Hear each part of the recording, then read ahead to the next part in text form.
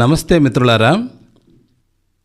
ఆంగ్ల భాషలో ఒక భారతీయ రచయిత సాంప్రదాయ భారతీయ సమాజంలోని పేద తరగతి జీవితాలను చిత్రీకరించినందుకు గుర్తింపు పొందిన ఇండో ఆంగ్లికన్ కల్పనా సాహిత్యానికి మార్గదర్శకులలో ఒకరైన ఆయన ఆర్కే నారాయణ్, మహమ్మద్ అలీ మరియు రాజారావులతో కలిసి అంతర్జాతీయ పాఠకులను పొందిన భారతదేశానికి చెందిన ఆంగ్ల భాషా రచయితలలో ఒకరు ముల్కరాజ్ ఆనంద్. ఆనంద్ తన నవళ్ళు మరియు చిన్న కథలకు ప్రశంసలు అందుకున్నారు. ఇవి ఆధునిక భారతీయ ఆంగ్ల సాహిత్యం యొక్క క్లాసిక్ హోదాను పొందాయి. వారు అణగారిన వారి జీవితాలపై వారి గ్రహణశీల అంతర్దృష్టిని మరియు పేదరికం, దోపిడీ, దురదృష్టం యొక్క విశ్లేషణను ప్రసిద్ధి చెందాయి. 1935లో రాసిన ఆయన రచన అన్టచబుల్ ద్వారా ప్రసిద్ధి చెందారు. దాని తర్వాత 1936లో కూలీ మరియు two leaves and A bird వంటి భారతీయ పేదలపై ఇతర రచనలు వచ్చాయి. ఆనంద్ భారత గణతంత్రంలో 3వ అత్యున్నత పురస్కారమైన పద్మభూషణ్ అవార్డు గ్రహీత. ముల్కరాజ్ ఆనంద్ పెషావర్లోని, ప్రస్తుతం పాకిస్తాన్లో ఉంది, ఒక హిందూ ఖత్రి కుటుంబంలో జన్మించాడు. ఆనంద్ అమృత్సర్లోని ఖల్సా కళాశాలలో చదువుకున్నాడు. 1924లో ఆనర్స్లో పట్టభద్రుడయ్యాడు. తర్వాత ఇంగ్లాండ్ వెళ్ళాడు. తనను తాను పోషించుకోవడానికి రెస్టారెంట్లో పనిచేస్తున్నప్పుడు అతను యూనివర్సిటీ కాలేజ్ లండన్లో అండర్ గ్రాడ్యుయేషన్ చదువుకున్నారు. తర్వాత కేంబ్రిడ్జ్ విశ్వవిద్యాలయంలో చదువుకున్నాడు. 1929లో బెర్ట్రాండ్ రస్సెల్ మరియు ఇంగ్లీషు అనుభవవాదుల గురించి ఒక డిసర్టేషన్తో తత్వశాస్త్రంలో PhD పొందాడు. ముల్కరాజ్ ఆనంద్ సాహిత్య జీవితం భారతదేశ కుల వ్యవస్థ యొక్క కఠినత్వం నుండి ఉద్భవించిన కుటుంబ విషాదంతో ప్రారంభమైంది. అతని మొదటి గద్య వ్యాసం ఒక ముస్లిం మహిళతో భోజనం పంచుకున్నందుకు ఆమె కుటుంబం బహిష్కరించిన అత్త ఆత్మహత్యకు ప్రతిస్పందన. 1935లో ప్రచురించబడిన అతని మొదటి నవల అన్టచబుల్ ఆ సమయంలో నిర్లక్ష్యం చేయబడిన భారతదేశంలోని అంటరాని కులాల జీవితాలను హృదయ విదారకంగా బహిర్గతం చేస్తుంది. ఈ నవల టాయిలెట్ క్లీనర్ బఖా జీవితంలోని ఒక రోజుని అనుసరిస్తుంది. అతను అనుకోకుండా ఉన్నత కులానికి చెందిన వ్యక్తిని ఎదుర్కొంటాడు. దాని ఫలితంగా వరుస అవమానాలు సంభవిస్తాయి. బఖా తాను జన్మించిన విధి యొక్క విషాదానికి పరిష్కారం వెతుకుతాడు. ఒక క్రైస్తవ మిషనరీతో మాట్లాడతాడు. మహాత్మా గాంధీ అంటరానితనం గురించి ప్రసంగం వింటాడు మరియు ఆ తర్వాత 2 విద్యావంతులైన భారతీయుల మధ్య సంభాషణ వింటాడు. కానీ పుస్తకం చివరి నాటికి ఆనంద్ కొత్తగా ప్రవేశపెట్టిన ఫ్లష్ టాయిలెట్ రూపంలో సాంకేతికత టాయిలెట్ క్లీనర్ల కుల అవసరాన్ని తొలగించడం ద్వారా తన రక్షకుడుగా ఉండవచ్చని సూచిస్తున్నాడు. 1930లు మరియు 40లలో లండన్ మరియు భారతదేశం మధ్య తన సమయాన్ని విభజించుకుంటూ ఆనంద్ భారత స్వాతంత్ర ఉద్యమంలో చురుకుగా పాల్గొన్నాడు. లండన్లో ఉన్నప్పుడు నవలా రచయిత మరియు జర్నలిస్టుగా జీవనోపాధి పొందేందుకు ప్రయత్నిస్తూనే భారతదేశ భవిష్యత్ రక్షణ మంత్రి వికే కృష్ణమేనంతో కలిసి భారత లక్ష్యం ప్రచారం కోసం పనిచేశాడు. అదే సమయంలో అతను ప్రపంచవ్యాప్తంగా వామపక్ష భావాలకు మద్దతు ఇచ్చాడు. స్పానిష్ అంతర్యుద్ధంలో స్వచ్ఛందంగా పాల్గొనడానికి స్పెయిన్కు ప్రయాణమయ్యాడు. అయితే ఈ వివాదంలో అతని పాత్ర సైనిక పాత్ర కంటే జర్నలిజం ఎక్కువ. అతను 2వ ప్రపంచ యుద్ధాన్ని లండన్లోని BBCకి స్క్రిప్ట్ రైటర్గా కూడా పనిచేశాడు. ఆ సమయంలో జార్జ్ ఆర్వెల్కు సన్నిహితుడయ్యాడు. ఆనంద్ రాసిన 1942 నవల the sword and the sickle పై ఆర్వెల్ చేసిన సమీక్ష దాని ప్రచురణ యొక్క ప్రాముఖ్యతను సూచిస్తుంది. మిస్టర్ ఆనంద్ ఒక నవల ఒక ఆంగ్లేయుడు రాసినట్లయితే అది ఇప్పటికీ ఆసక్తికరంగా ఉంటుంది. అందులోని కొన్ని పేజీలు గుర్తించుకోకుండా చదవడం అసాధ్యం. ఇది కూడా ఒక సాంస్కృతిక ఉత్సుకత. ఆంగ్ల భాష భారతీయ సాహిత్యం యొక్క పెరుగుదల ఒక వింత దృగ్విషయం. అది యుద్ధానంతర ప్రపంచంపై దాని ప్రభావాన్ని చూపుతుంది.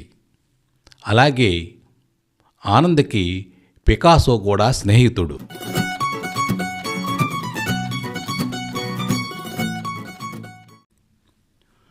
ఆనంద్ 1947లో భారతదేశానికి తిరిగి వచ్చి తన అద్భుతమైన సాహిత్య కృషిని ఇక్కడ కొనసాగించాడు. ఆయన రచనలలో కవిత్వము, విస్తృత శ్రేణి వ్యాసాలు, అలాగే ఆత్మకథ, నవలలు, షార్ట్ స్టోరీస్ అనేకం ఉన్నాయి. ఆయన నవలలో ముఖ్యమైనది 1939లో రాసిన ది విలేజ్, 1939లో రాసిన across the black waters, the sword and the sickle 1942లో రాసింది. ఇవన్నీ కూడా ఇంగ్లాండ్లో వ్రాయబడ్డాయి.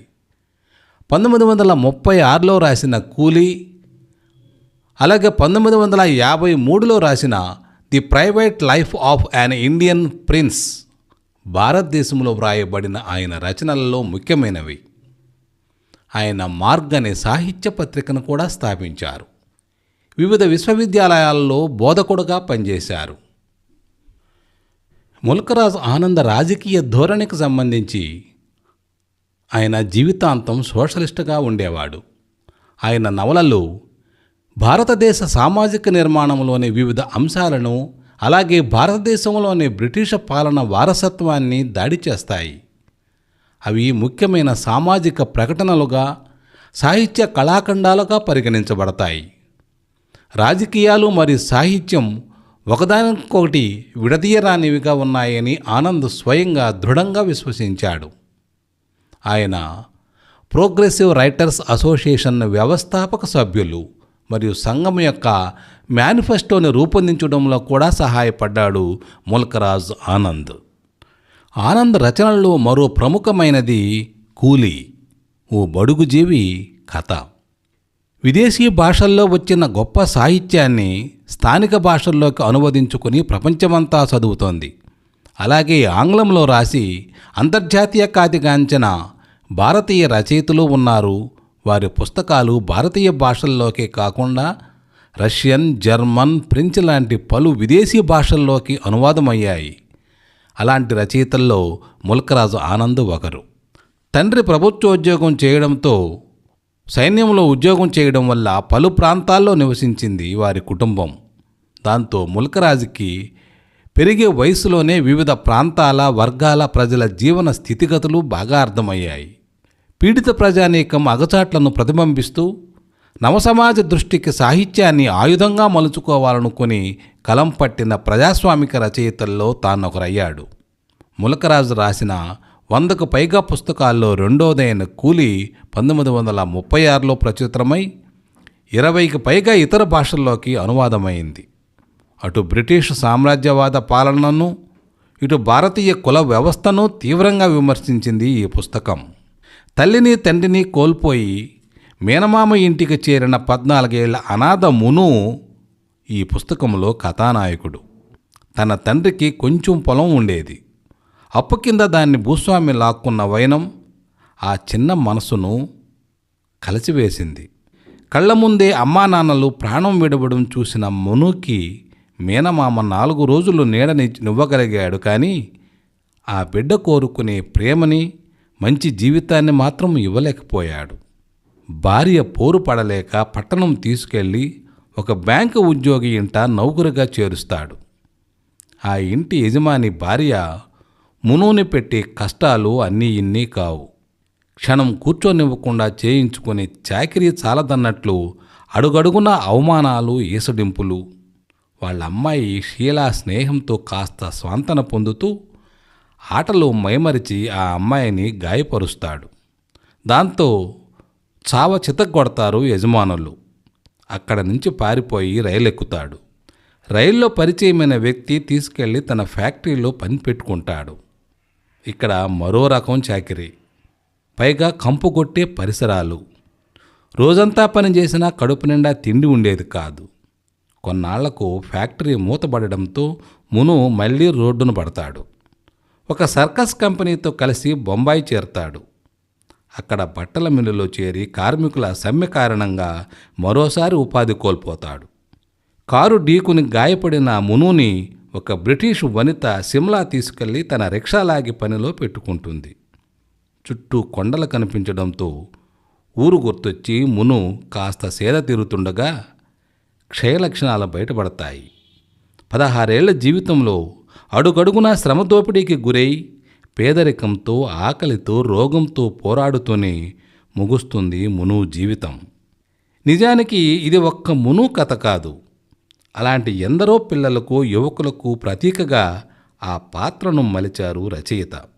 దాదాపుగా ఆయన నవలలు ఇతివృత్తాలన్నీ సమాజంలోని అట్టడుగు వర్గాల ప్రజల వెదలే గాథలే. నాటి సామాజిక, రాజకీయ, ఆర్థిక పరిస్థితులు, సామాజిక అంతరాలు కళ్లకు కట్టేలా పాత్రలను నడిపిస్తాయి ఆనంద్ రచనలు. ముల్కరాజ్ ఆనంద్ 1953లో అంతర్జాతీయ శాంతి బహుమతి, 1967లో పద్మభూషణ్, 1971లో సాహిత్య అకాడమీ అవార్డు అందుకున్నారు. ఆనంద్ 1950లో బొంబాయికి చెందిన పార్సీ క్లాసికల్ నృత్యకారిణి షిరిన్ వసీఫ్దార్ను వివాహం చేసుకున్నారు. అతను 98 ఏళ్ల వయసులో సెప్టెంబర్ 28, 2004న పూణేలో న్యూమోనియాతో మరణించారు. ఆనంద్ రాసిన పుస్తకాలు అనేకము తెలుగులో కూడా అనువాదమయ్యాయి. కూలీ, 2 ఆకులు మరియు మొగ్గ, ది విలేజ్, అనేక రకాల పుస్తకాలని మనం తెలుగులో కూడా అందుబాటులో ఉన్నాయని వారి జీవిత విశేషాలు తెలుసుకోవడం ద్వారా ఈ వీడియోని మీకు అందిస్తున్నాను. ధన్యవాదాలు మిత్రులారా. ఇలాంటి వీడియోల కోసం ఛానల్ని సబ్స్క్రైబ్ చేసుకోకూడదు. మరెన్నో విశేషాలతో మరో సందర్భంలో కలుద్దాం. ధన్యవాదాలు. మీ డాక్టర్ జీవి కృష్ణయ్య.